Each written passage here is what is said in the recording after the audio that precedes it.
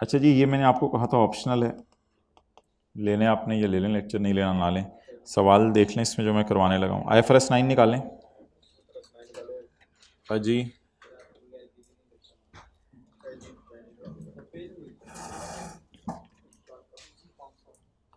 Page number 658।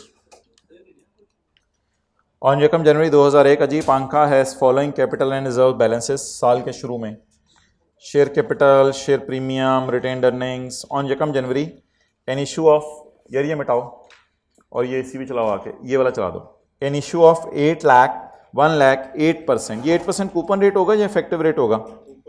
Coupon. An issue of rupees 1 lakh. Rupees 1 lakh face value होगी या quantity होगी? Face value होगी, quantity होगी? रुपीज लिखा हुआ है ना साथ, तो फिर फेस वैल्यू है। तो 1 लाख फेस वैल्यू हो गई। 8% ₹1 रिडीमेबल प्रेफरेंस शेयर्स। आप बता दें जी what is the face value? एक लाख। इसके बाद at a premium of 60%। Issue price का लफ्ज़ यूज करूं या परचेज प्राइस का? जल्दी बताएं। Issue redeemable preference shares, issue price बताएं जी। 1 लाख ज़रब 60% of 1 lakh, 1,60,000। Issue cost are 2237। Redemption is at 100%। Redemption बताएं, redemption is at 100%। 2 lakh. Premium, premium discount नहीं, प्रीमियम ऐड होता है हर सूरत में। The effective rate is 9.5%। चलें जी। Prepare the extracts from balance sheet and prepare accounting entries for the year ended 31 दिसंबर 2001। अब आप मुझे बता दें जो टेबल बनेगा वो किस तरह बनेगा। बाय डिफॉल्ट फाइनेंशियल लाइबिलिटीज को किस पे रखा जाता है? Amortise cost. By default financial liabilities को किस पे रखा जाता है? Amortise cost. ये तीनों फिगर्स आसान थी, ये हमारी निकल आई। Debt, effective rate, coupon rate at the rate of 8% on face value of 1 lakh. Balance. What is the issue price? What is issue price? What is transaction cost?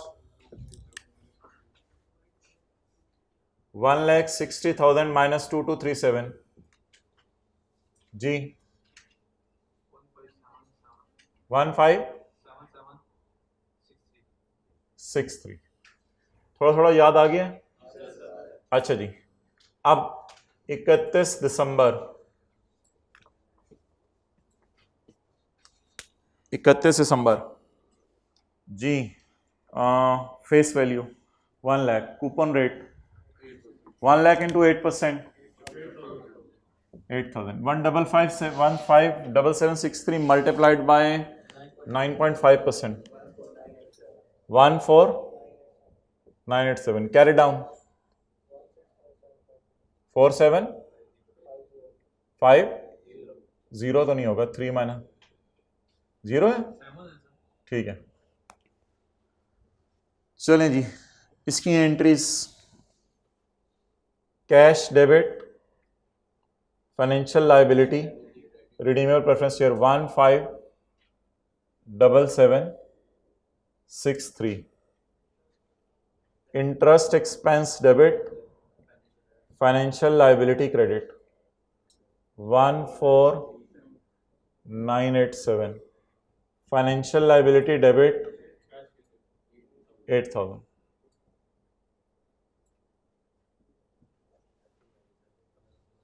आगे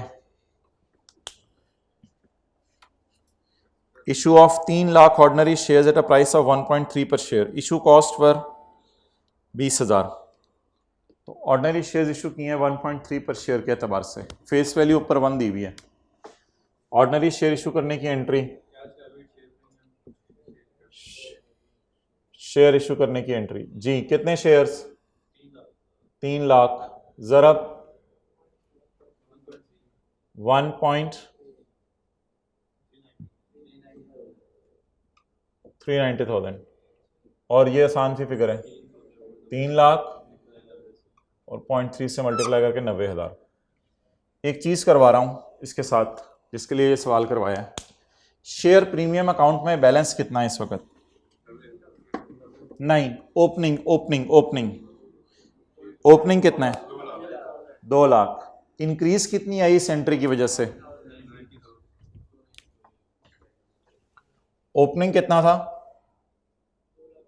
2 लाख। और क्रेडिट कितना पड़ा? 90,000। तो क्लोजिंग 290। शेयर प्रीमियम अकाउंट में 290 का balance पड़ा। ये चीज शो किस लिए करवानी है? जरा अगली एंट्री देखो, इशू कॉस्ट फॉर 20,000। तो लिखें ट्रांजैक्शन कॉस्ट शेयर इशू करने पर शेयर प्रीमियम अकाउंट में डेबिट करेंगे, अगर ना हुआ तो रिटेन्ड अर्निंग में। ट्रांजैक्शन कॉस्ट शेयर इशू करने पर, ट्रांजैक्शन कॉस्ट शेयर इशू करने पर, शेयर इशू करने पर, फाइनल अकाउंट वाला जो टॉपिक है, शेयर इशू करने पर शेयर प्रीमियम अकाउंट में डेबिट करेंगे, अगर ना हुआ तो रिटेन्ड अर्निंग में।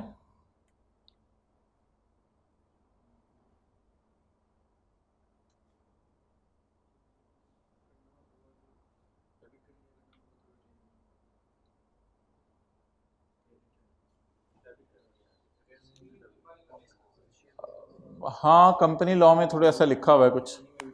तो शेयर प्रीमियम अकाउंट में ट्रांजैक्शन कॉस्ट डेबिट करेंगे, अगर ना हुआ शेयर प्रीमियम में बैलेंस तो रिटेन्ड अर्निंग में। अब बता दें ट्रांजैक्शन कॉस्ट कितनी है? 20,000। क्या शेयर प्रीमियम अकाउंट में 20,000 से बहुत ज्यादा बैलेंस पड़ा हुआ है ऑलरेडी? 2,90,000।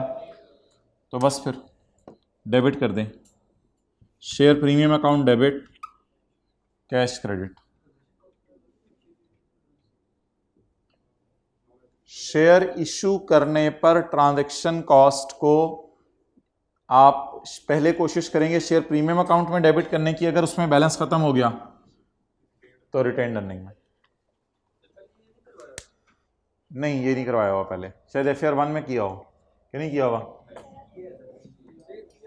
अच्छा चलो, जो भी है हो गया। Next 1 for 4 bonus. पहले तो आते नंबर ऑफ शेयर्स कितने ऑलरेडी हमारे पास? 1 million divided by 1 million, 1 million ये वाले, और 3 लाख ये वाले। तो 1 million plus 3 lakh new shares. इस वक्त कितने शेयर्स हैं हमारे पास? 13 लाख शेयर्स। इसको मल्टीप्लाई कर दें ₹1 से। नहीं, एक मिनट। तो ₹13 लाख का हमारा शेयर कैपिटल है। बोनस शेयर्स में हमारे पास क्वांटिटी है 1 मिलियन ओपनिंग की, नए शेयर इशू किए 3 lakh, quantity 13 lakh. Face value से मल्टीप्लाई करें, प्राइस भी वही आ गई।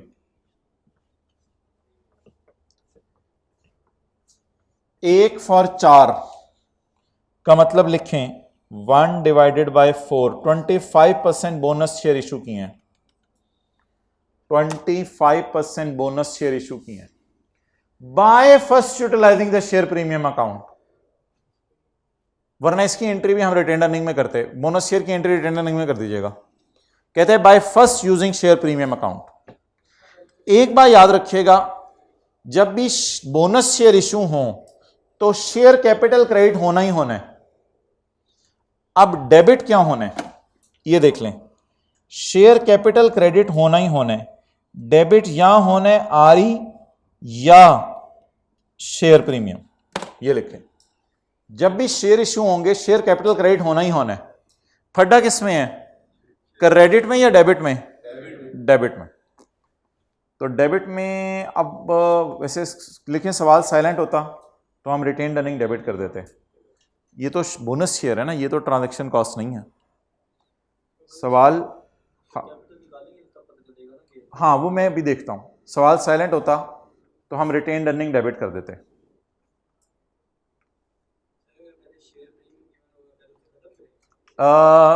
अगर सवाल साइलेंट है और शेयर प्रीमियम खत्म करने को नहीं कह रहा तो आप यही एंट्री करो, शेयर प्रीमियम मत खत्म करो, retained earning debit share capital credit. लेकिन अगर सवाल कह रहे पहले शेयर प्रीमियम खत्म करो, फिर करो। आप पहले शेयर कैपिटल क्रेडिट कर लें, वो आसान एंट्री कर लें। जगह मेरे पास नहीं है, इधर ऊपर आके करता हूं। शेयर कैपिटल, इसका आसान तरीका सुने, बस 13 लाख पे 25% लगा दें। डिविडेंड के लिए आपको मैंने तरीका बताया हुआ है, कैपिटल पकड़ के उस पर परसेंटेज लगा दें, कंसोलिडेशन वाला काम करें। कैपिटल पकड़ें, कैपिटल पकड़े मैंने, क्वांटिटी नहीं पकड़ी, इस पे परसेंटेज लगा दें। कितने परसेंट डिविडेंड बांटा है? 25%।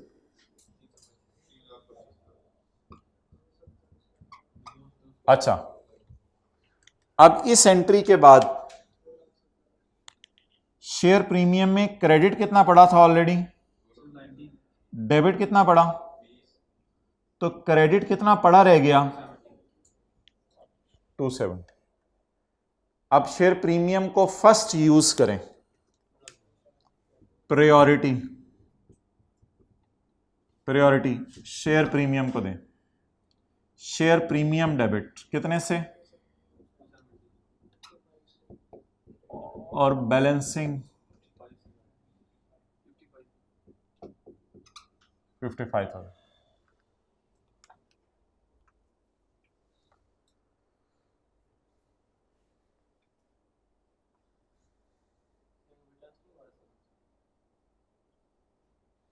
ये तो FR 1 की एंट्रीज हैं, ये वाली,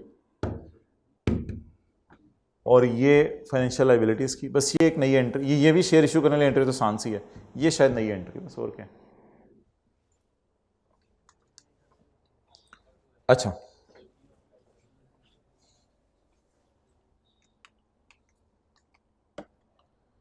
प्रिपेयर एलिमेंट अकाउंटिंग एंट्रीज वो हो गई। Prepare extracts from the balance sheet, balance sheet के एक्सट्रैक्ट्स बनाएं। अच्छा जी, बैलेंस शीट में फाइनल फिगर्स क्या जाएंगी? एक और अकाउंट जाएगा बैलेंस शीट में, debt is redeemable preference shares / financial liability. अच्छा, financial liability credit, financial liability credit, financial liability debit. इसकी बजाय ये वाला कैरी डाउन भी उठाया जा सकता है, 164750। 164750 फाइनेंशियल लायबिलिटी। एक मिनट पहले जरा देख लें। उसके बाद खर्चे बढ़ने से अर्निंग कम होगी, खर्चे बढ़ने से, गलत अर्निंग दी हुई है ना, वैसे तो इस साल का प्रॉफिट सही होना चाहिए था, लेकिन आ रही हुई उसने दी हुई है। खर्चे बढ़ने से इस साल का प्रॉफिट कितना है? ओपनिंग आ रही है ना, ओपनिंग आ रही है तो पैट जमा करना पड़ेगा। वर्किंग 6 जहन में लाएं, कंसोलिडेशन वाली वैसे ही कह रहा हूं, ओपनिंग आ रही है ना 1 जनवरी की, तो खाली इसमें एडजस्टमेंट तो नहीं पोस्ट करनी, प्रॉफिट भी डालना पड़ेगा। Profit before these adjustments is as follows. तो वर्किंग 6 जहन में लाएं, ओपनिंग आ रही प्लस पैट, और उसमें गलती सही करें, ट्रांजैक्शन कॉस्ट बुक करें माइनस, ट्रांजैक्शन कॉस्ट नहीं सॉरी, इंटरेस्ट एक्सपेंस 14987 माइनस 14987। इसके बाद शेयर कैपिटल 3 लाख और 3,25,000,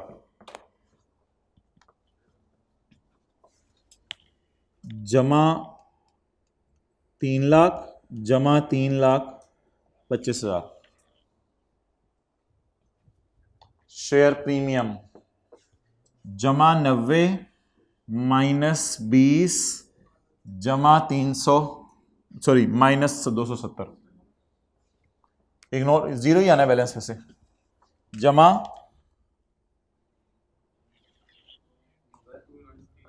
जमा 90 माइनस 20 माइनस 270, जमा 90 माइनस 20 माइनस 270।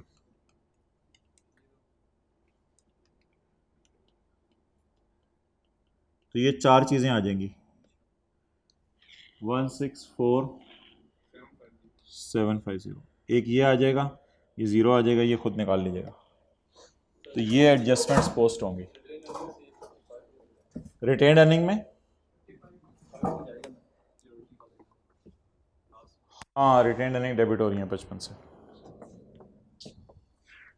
बचा लायक है -55,000। ये फाइनेंशियल लाइबिलिटी है 164,750।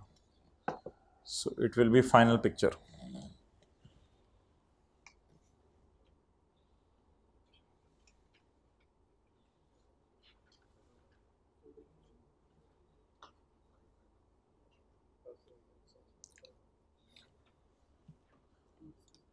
चलो जी, वो फाइनल अकाउंट का सवाल है, एक दो एंट्रीज बस उसकी करनी है, बाकी तो कोई नहीं। पेज नंबर,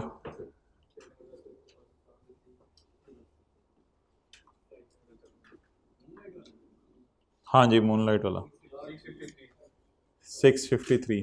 पॉज करो।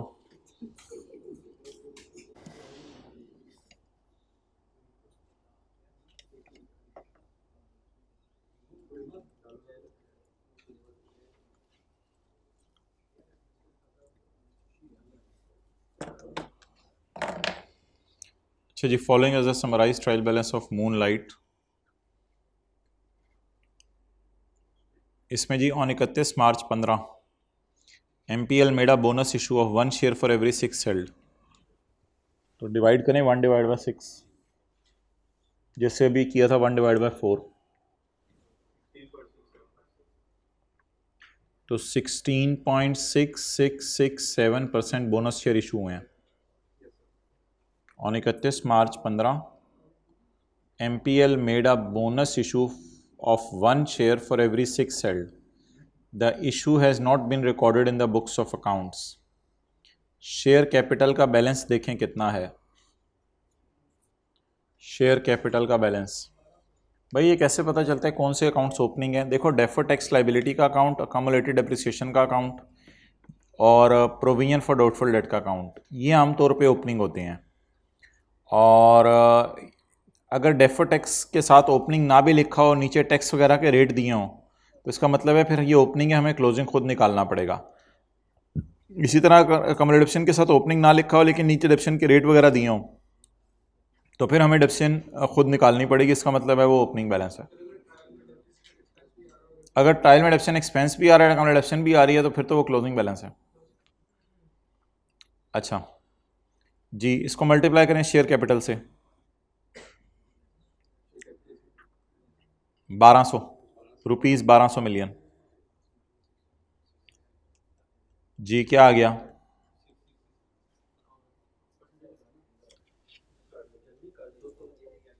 200।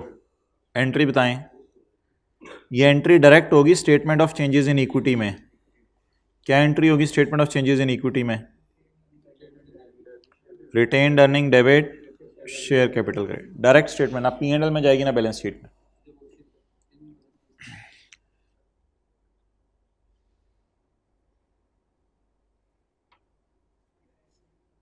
Okay, next. Right shares were issued on यकम सितंबर। उसके बाद राइट शेयर्स क्या होते हैं? एग्जिस्टिंग शेयर होल्डर्स को और शेयर दिए जाते हैं पैसों के अगेंस्ट, मुफ्त में नहीं। राइट शेयर इशू करने की एंट्री अभी हमने की है, इसको कहते हैं राइट शेयर इशू करना। Cash debit share capital share premium credit, जो कंसोलिडेशन में हम जैसे सऊदी किंग को इशू करते थे, investment debit share capital share premium credit, लेकिन वो राइट नहीं होते थे ऑब्वियसली, क्योंकि वो ओल्ड ओनर्स को दिए जा रहे होते थे सब्सिडरी के। जी एंट्री बताएं original. Cash debit share premium credit. Cash कितने से? शेयर कैपिटल शेयर प्रीमियम 2 से। डन। आप बता दें कितने शेयर इशू हुए? नहीं, शेयर कैपिटल तो ऑर्गेनाइजेशन का, एक कोई चीज़ आ रही है एक ट्रायल में, देखें रिसीव्ड की अमाउंट आ रही है सवाल में, रिसीव्ड की। राइट सब्सक्रिप्शन रिसीव्ड, रिसीव्ड कितनी है जरा देखें, रिसीव्ड कितनी है 420। कुछ कर सकते हैं रिवर्स वर्किंग? एक्सेलेंट, ये जरा बहुत से लोगों ने निकाल लिया, रियली अप्रिशिएट। कितना पैसा इकट्ठा हुआ है? 420। असल में एक लफ्ज़ लिखा हुआ है उसने, received, right money received, received यानी रिसीव्ड कैश है। तो ज़रब बैलेंसिंग 420 मिलियन चिड़ियाघर में इकट्ठा हुआ। अगर हर टिकट 12 की दें तो कितनी टिकटें इशू की? 35 मिलियन शेयर्स हमने इशू किए। ये बैलेंसिंग आया, लेकिन अगली भी एंट्रीज हो सकती हैं। जरा 35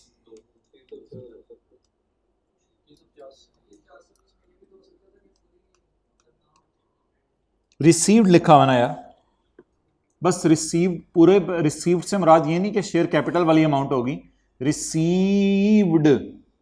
अब इस एंट्री में ढूंढो रिसीव्ड किधर है, तो अब कुछ हो नहीं सकता ना। ये एंट्री अकाउंटेंट भूल गया होगा, कभी भी नहीं हो सकता। ये पिछली एंट्री के साथ लिखा होता issue has not been recorded, इसके साथ कुछ नहीं लिखा हुआ। और कैश की एंट्री अकाउंटेंट भूल भी नहीं सकता। सोचें रॉन्ग एंट्री क्या हुई होगी? Wrong entry, excellent, excellent, right subscription received. ये कोई अकाउंट होता ही नहीं, लेकिन इस अकाउंट में क्रेडिट, एक बार याद रखिएगा, कैश आपको कैश अकाउंट में नजर नहीं आ सकता। द रीजन इसके कैश तो रोजाना प्लस माइनस होता है, लेकिन अगर किसी एंट्री ने किसी नए अकाउंट को हिट किया है, वो अकाउंट अपने असरात छोड़ जाएगा। क्या मुझे ट्रायल की क्रेडिट साइड पर ये अकाउंट ऑलरेडी नजर आ रहा है? ट्रायल की क्रेडिट साइड पर इट मींस के अकाउंटेंट ने, देखें कुछ चीजें होती हैं सवाल के फेस से पता, ट्रायल के मुंह से पता चल जाती हैं। अगर ट्रायल में नजर आ रहा है right subscription received credit side पे, इसका मतलब है कि अकाउंटेंट ने इसको क्रेडिट किया है। अगर ट्रायल में राइट सब्सक्रिप्शन रिसीव्ड का टी काउंट नजर आ रहा है क्रेडिट साइड पर, तो इसका मतलब है अकाउंटेंट ने इसको क्रेडिट किया है। तो डेबिट किससे किया होगा? सवाल नहीं बता रहा, कैश को किया होगा। अब एंट्री क्या करें? Right subscription received account debit, right subscription received account debit, और शेयर कैपिटल और शेयर प्रीमियम। ये एंट्री इस तरह होगी, right subscription account received account debit. ये अकाउंट किताबों से खत्म हो जाएगा क्योंकि ये इक्विटी अकाउंट नहीं है, इसकी जगह इक्विटी बुक होनी चाहिए थी। कितने से? कितने से? 350 से। और शेयर प्रीमियम नया अकाउंट ओपन होना चाहिए था, कितने से? 70 से। लेकिन ये हम स्टेटमेंट चेन इक्विटी के फेस पे जाके करेंगे। कैश तो नहीं आएगा ना, कैश तो, कैश की एंट्री कभी रेक्टिफाइंग में नहीं लेके जाना कि कैश को भी रेक्टिफाइंग में लेके जाएं।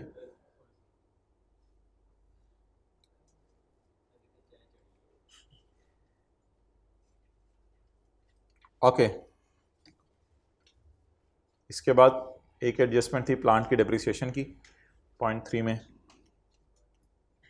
पॉइंट 1 था land and building were record on यकम जनवरी 11।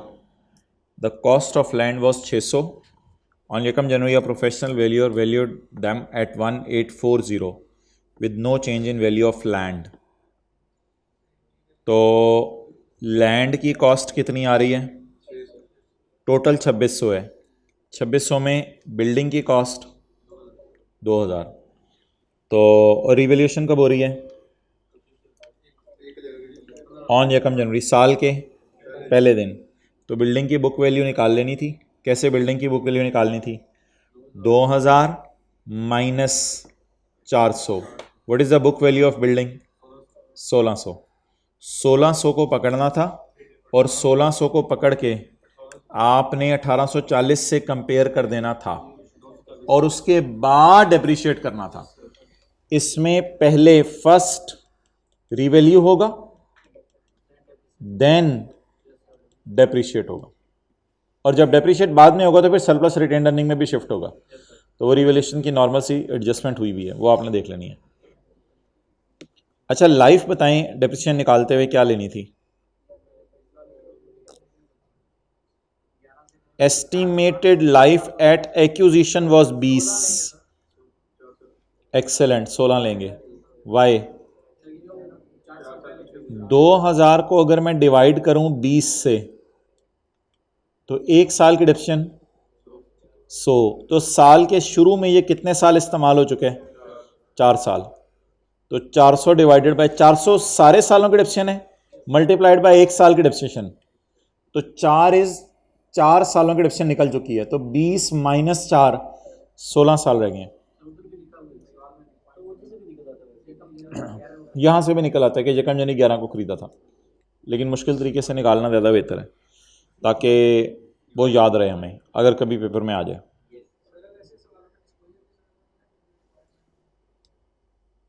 नहीं, अब उसने डिस्क्लोजर मांगा ही नहीं, उसने सिर्फ ये कहा है कि prepare the following balance sheet हो, comparative and notes to financial statement are not required. इस तरह की बातें ना करो।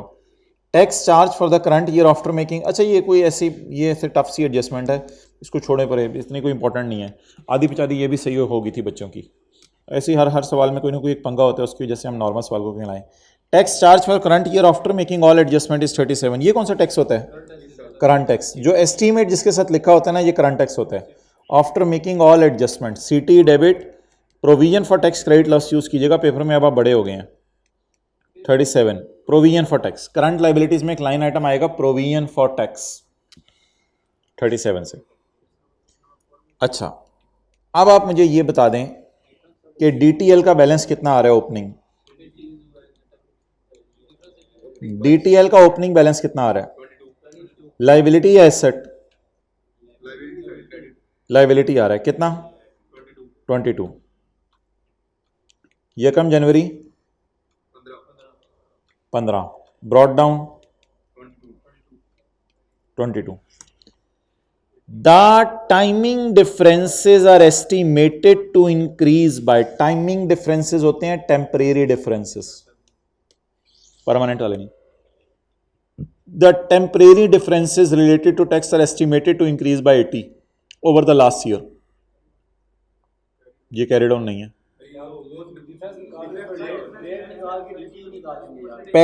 पहले आपको निकालना पड़ेगा यहां पर बैलेंसिंग। इसका नाम क्या है?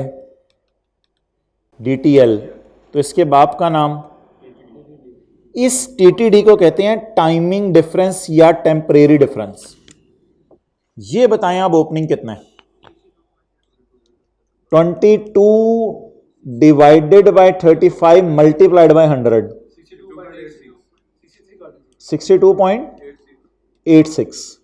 The timing differences are estimated to increase by 80। क्या बढ़ा है? 22 बढ़ा है या 62 बढ़ा है?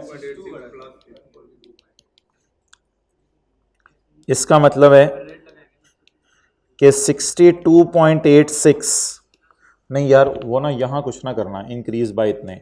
एक ये तरीका था 80 इंटू 35%।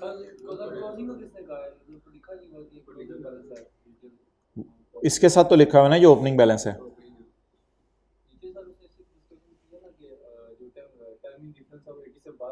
हाँ, ओवर लास्ट ईयर। हाँ, परसेंटेज लगा के डीटी निकाल सकते हो, लेकिन वो तब निकाल सकते हो जब इस एडजस्टमेंट रिवैल्यूएशन की एडजस्टमेंट ना हो सवाल में। अगर रिवैल्यूएशन की एडजस्टमेंट है या फेयर वैल्यू थ्रू ओसीआई की एडजस्टमेंट है तो उसका भी डेफर्ड टैक्स में इंपैक्ट जाना है। इस वजह से डीटी डायरेक्ट नहीं निकाल सकते। अब आपने करना क्या है? इस एडजस्टमेंट की एंट्री करेंगे, asset debit, DTL credit, surplus इन ओसीआई। असल में इस एडजस्टमेंट ने भी अपना रोल प्ले करना है, इसलिए डायरेक्ट डीटी ना निकालना, वो रिस्की हो जाएगा। इस एडजस्टमेंट का भी इंपैक्ट आना है, वो आप लोगों ने खुद देख लेना है। इस एडजस्टमेंट का इंपैक्ट आना है, जैसे पास पेपर क्वेश्चन 11 में किया था। आप बता दें टाइमिंग डिफरेंसेस कितने से बढ़ रहे हैं? 80 से 140.2. 86। अब इसको मल्टीप्लाई कर दें ताकि इसका बेटा आ जाए 50। अब एसेट वाली जब फिगर डालेंगे तो फिर dt क्या आ जाएगा, एसेट जितने से भी बड़ा था, चलो वो देख लेना, मैंने बस ये कैरी डाउन निकालने का तरीका बताना था। ठीक है जी, इंशाल्लाह सिलेबस ओवर हुआ, आधा घंटा इंशाल्लाह हम मिलेंगे ऑन जुमा। अल्लाह हाफिज।